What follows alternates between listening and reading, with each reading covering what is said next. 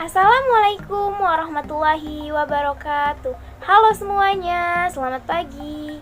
Pertama-tama saya ucapkan terima kasih untuk Ibu Zuesti Eka Putri MAK selaku dosen pengampu Sistem Informasi Akuntansi, dan terima kasih untuk teman-teman semua yang sudah bersedia untuk meluangkan waktunya untuk menyaksikan video presentasi yang akan kami persembahkan. Perkenalkan, saya Fityatur Rahma, perwakilan dari kelompok 2, akan membuka presentasi kali ini dengan memperkenalkan anggota kelompok kami. Yang pertama ada Faurelia Almira Rahma, Rida Salama, dan Evita Anissa Rahma. Pada presentasi kali ini, kami akan membawakan materi yang berjudul Perluasan Sistem Informasi Akuntansi melalui Teknologi Informasi dan Jaringan Komputer, yang mana ada 4 indikator yang akan kita bahas pada presentasi kali ini. Yang pertama ada konsep jaringan komputer, yang kedua ada pengelola data dalam perusahaan dan sistem data, yang ketiga ada jaringan kerja organisasi khusus, dan yang keempat ada internet dan intranet. Baiklah, untuk presentasi pertama akan dijelaskan oleh saya sendiri. Pada presentasi pertama kali ini, saya akan menjelaskan tentang konsep jaringan komputer, yang mana pertama-tama saya akan jelaskan tentang pengertian jaringan komputer terlebih dahulu. Jaringan komputer merupakan sebuah sistem yang terdiri atas komputer-komputer dan perangkat jaringan lainnya yang saling berhubungan dengan standar protokol melalui media transmisi untuk saling berbagi informasi dan sumber daya lainnya. Tujuan dari membangun jaringan komputer adalah membawa informasi secara tepat dan tanpa adanya kesalahan dari sisi pengirim menuju ke sisi penerima melalui media komunikasi. Adapun beberapa manfaat dari jaringan komputer antara lain: 1. Jaringan membantu mempertahankan informasi agar tetap andal dan update. 2. Jaringan dapat membantu proses berbagi data. 3. Jaringan memungkinkan kelompok kerja berkomunikasi dengan efisien dan juga membantu usaha dalam melayani klien mereka secara lebih efektif. Selanjutnya, saya akan menjelaskan tentang konsep jaringan. Penyebab komputer dan telekomunikasi dibentuk dalam bentuk jaringan adalah sebagai berikut. Yang pertama, ada sharing of resources. Dengan data ini memungkinkan penyebaran sumber daya penting di antara para pemakai komputer dalam satu jaringan. Yang kedua, sharing data. Sharing data memungkinkan untuk menyebarkan suatu data secara efektif dan efisien. Yang ketiga, pemrosesan data terdistribusi dan sistem klien atau server. Pemrosesan data tergantung oleh jaringan, dan kekuatan pemrosesan didistribusikan pada berbagai tempat yang disatukan melalui jaringan telekomunikasi. Yang keempat, pemberdayaan komunikasi, yang mana jaringan komputer memperkuat proses komunikasi dalam satu organisasi. Selanjutnya, perangkat jaringan komputer. Pada perangkat jaringan komputer terdapat 10 perangkat, yaitu sebagai berikut. Yang pertama, ada wireless card. Wireless card merupakan sebuah perangkat jaringan komputer yang dapat menghubungkan dua device secara wireless tanpa kabel ataupun wire menggunakan kabel. Yang kedua ada LAN card. LAN card berfungsi untuk menghubungkan dua komputer atau lebih dengan menggunakan kabel. Yang ketiga ada router, yang mana router berfungsi untuk menghubungkan dua jaringan atau lebih sehingga dapat saling bertukar data dengan jaringan lainnya. Yang ketiga ada bridge. Bridge juga memiliki fungsi yang hampir mirip dengan router, yaitu memperluas sebuah jaringan dan sekaligus membuat sebuah segmen jaringan. Yang kelima ada modem. Modem merupakan sebuah perangkat jaringan yang berfungsi untuk mengubah sinyal digital menjadi sinyal analog ataupun sebaliknya. Selanjutnya, ada kabel jaringan. Kabel jaringan merupakan sebuah media transmisi yang digunakan untuk menghubungkan dua komputer atau lebih untuk saling bertukar data dengan menggunakan media kabel. Yang ketujuh ada hub. Hub bertugas untuk mengubah sinyal transmisi jaringan. Hal tersebut dilakukan agar dua komputer atau lebih dapat saling terhubung. Yang kedelapan ada switch. Switch memiliki fungsi yang hampir sama dengan hub, tetapi perangkat jaringan ini lebih cerdas dari hub karena dapat mengatasi masalah collision data. Yang kesembilan ada access point. Access point terdiri dari dua bagian utama, yaitu antena dan transceiver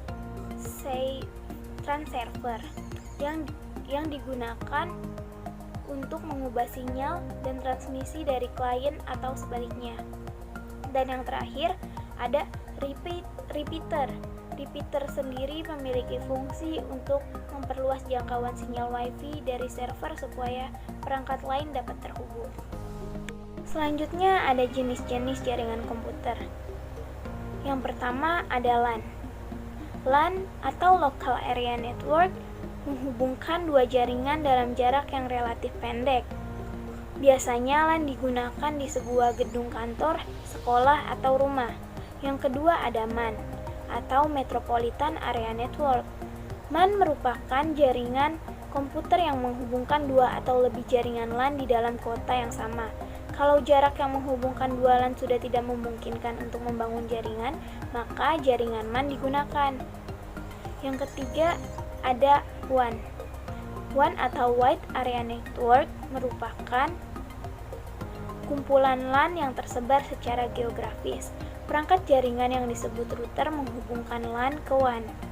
WAN cenderung menggunakan teknologi seperti ATM, frame relay, dan X25 untuk konektivitas jaringan yang lebih jauh. Yang kelima ada PAN atau Person Area Network.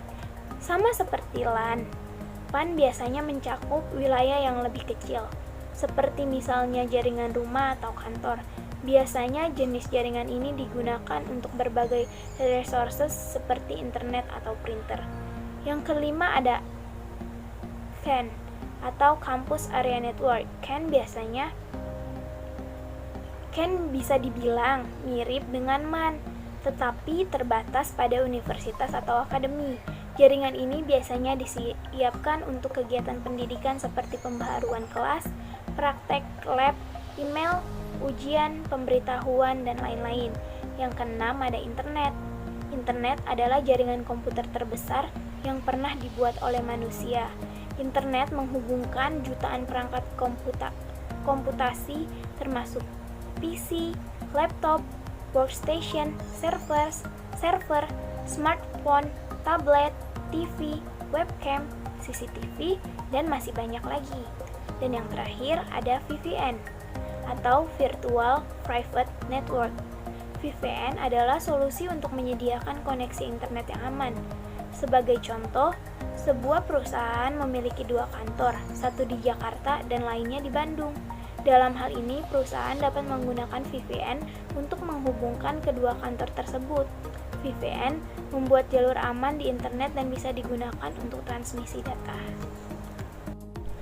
Selanjutnya adalah topologi jaringan komputer. Topologi adalah suatu cara menghubungkan komputer yang satu dengan komputer lainnya sehingga membentuk jaringan. Topologi jaringan dikategorikan menjadi sebagai berikut. Yang pertama ada topologi bus. Biasanya, topologi bus menggunakan kabel sebagai tulang punggungnya, yang mana kabel ini berfungsi sebagai media komunikasi. Yang kedua ada topologi ring atau topologi cincin. Dalam jaringan cincin, setiap perangkat memiliki dua tetangga untuk tujuan komunikasi. Semua pesan perjalanan melalui cincin ke arah yang sama. Jika ada kerusakan di kabel atau perangkat merusak loop, dapat menurunkan seluruh jaringan. Yang ketiga, topologi bintang. Topologi bintang banyak digunakan pada jaringan rumah.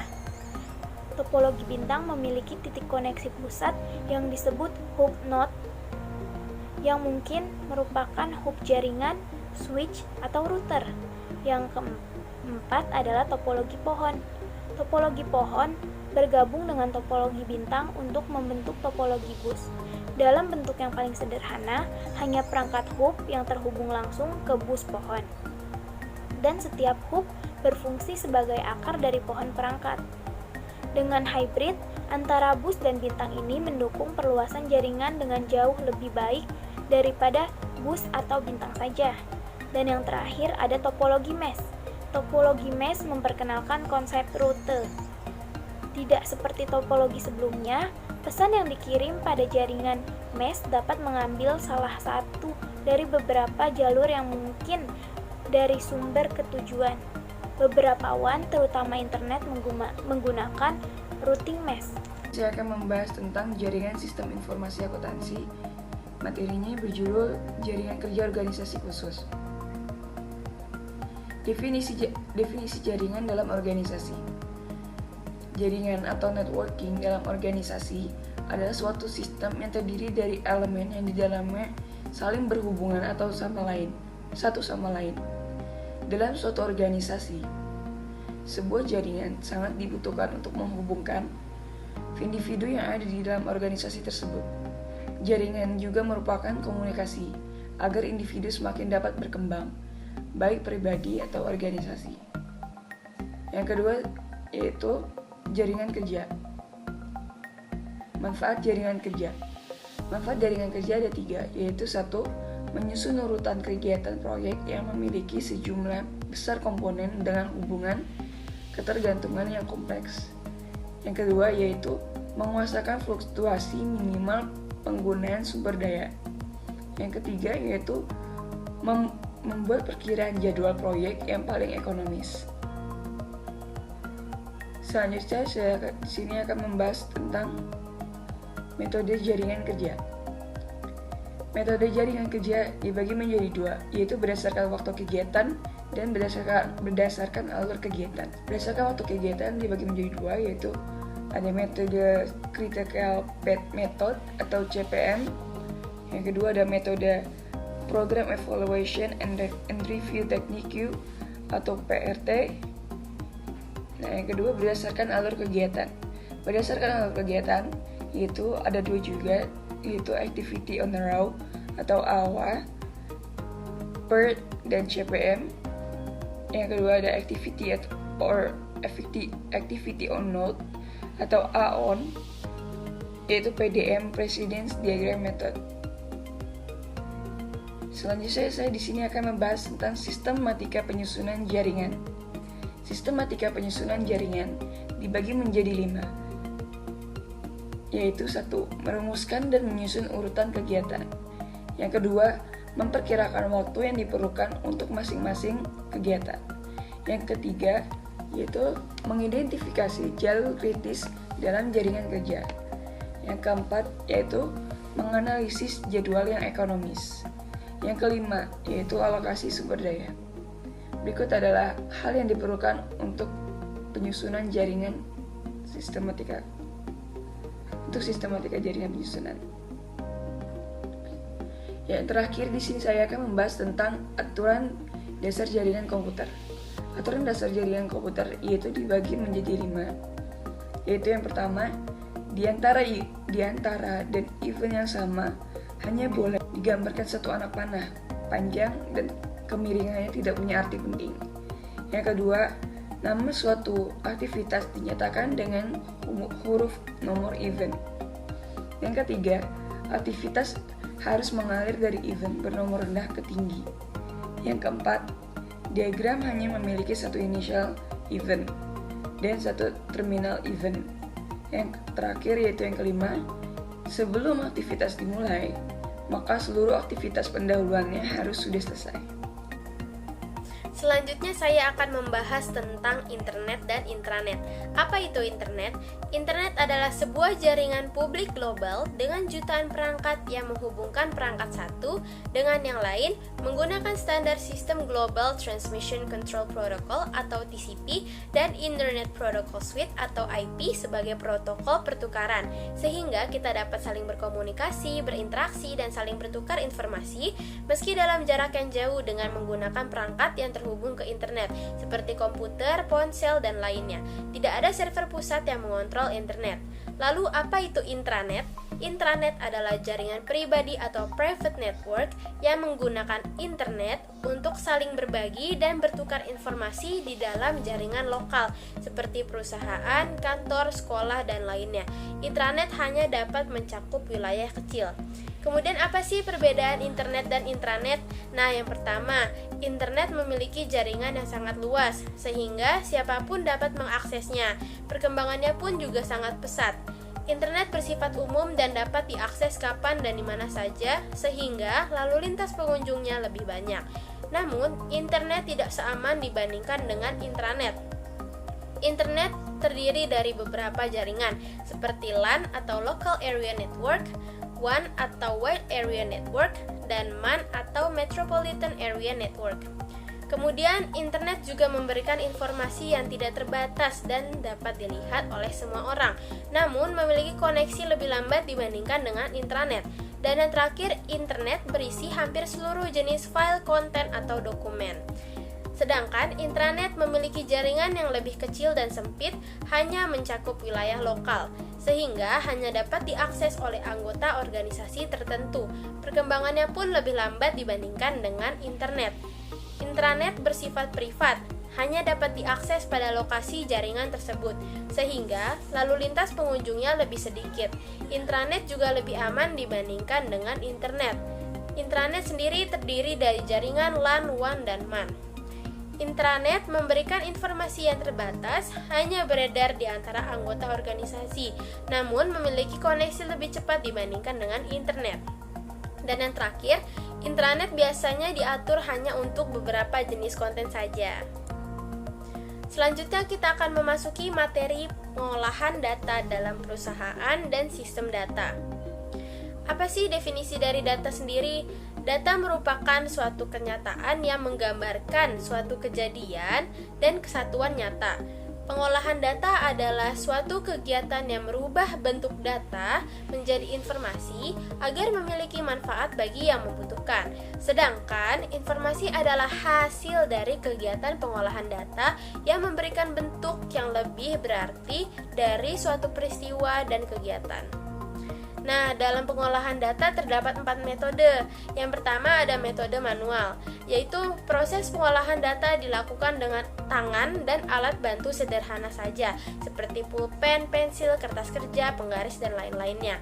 Kemudian yang kedua ada metode elektronik komputer, yaitu proses data diolah dan dibantu dengan menggunakan komputer. Jadi semua data diinput dan diolah berdasarkan kebutuhan. Setelah itu disimpan agar ketika suatu saat data tersebut dibutuhkan, dapat cepat dibuka dengan mudah. Kemudian yang ketiga ada metode sistem Warkat, yaitu data-data mengenai suatu objek dicatat dalam suatu kartu dengan menggunakan sandi lubang.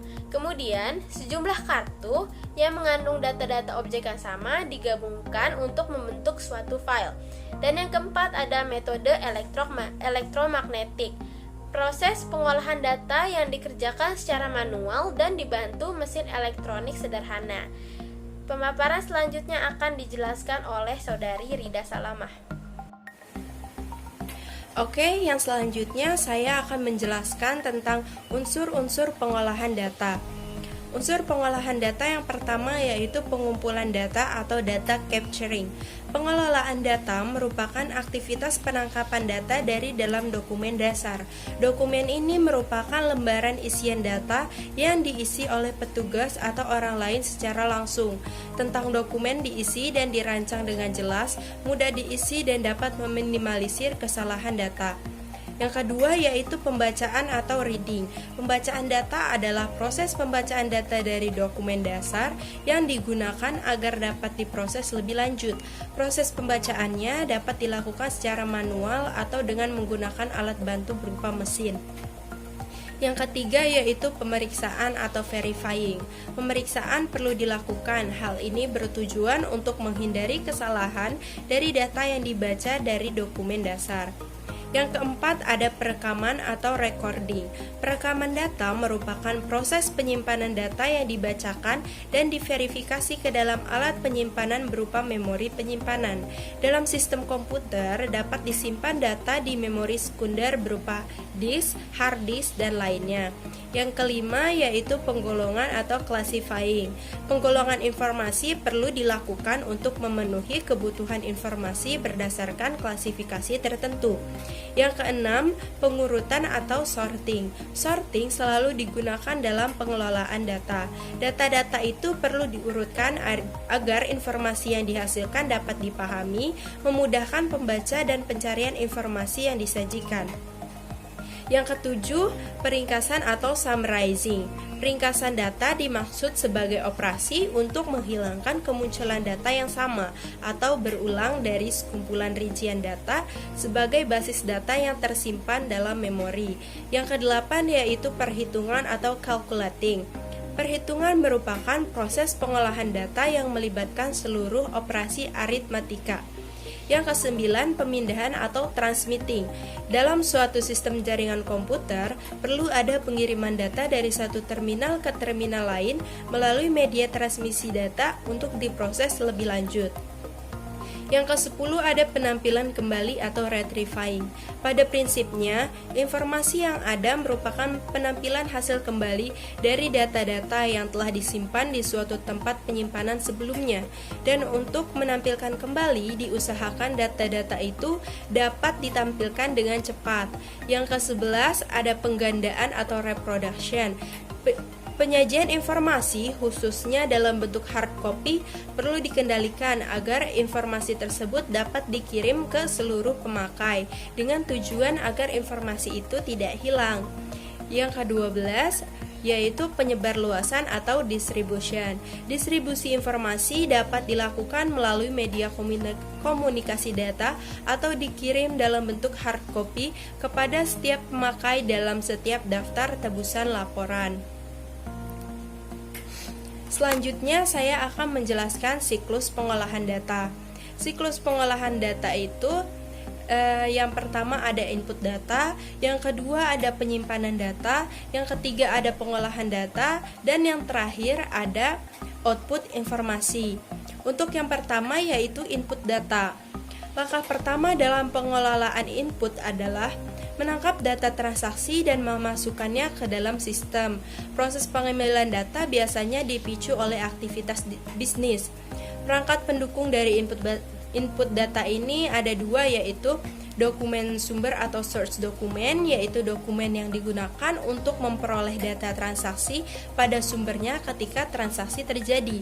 Yang kedua yaitu turnaround dokumen, yaitu dokumen yang dihasilkan oleh komputer perusahaan lalu dikirimkan kepada pihak luar, kemudian kembali lagi ke perusahaan dan difungsikan sebagai input. Dokumen ini biasanya dibuat dalam bentuk yang dapat dibaca oleh komputer untuk memudahkan proses selanjutnya. Langkah kedua dalam pemrosesan input adalah untuk memastikan data yang diambil akurat dan lengkap. Dan langkah yang ketiga dalam proses input adalah untuk meyakinkan kebijakan perusahaan diikuti, seperti menyetujui atau memverifikasi transaksi. Siklus pengolahan data yang kedua yaitu penyimpanan data. Cara penyimpanan data yang pertama ada buku besar. Informasi akuntansi secara kumulatif disimpan dalam buku besar umum dan buku besar pembantu. Buku besar umum sendiri berisi ringkasan data untuk setiap akun aset, kewajiban, ekuitas, pendapatan, dan beban. Buku besar pembantu berisi data untuk akun besar umum dengan banyak sub-sub akun individual seperti piutang, persediaan, dan utang usaha. Yang kedua ada pengkodean. Pengkodean adalah penetapan sistematis dari angka atau huruf pada item untuk mengklasifikasi dan mengatur item-item tersebut. Yang ketiga ada jurnal. Jurnal sendiri dibagi menjadi dua, ada jurnal umum dan jurnal khusus.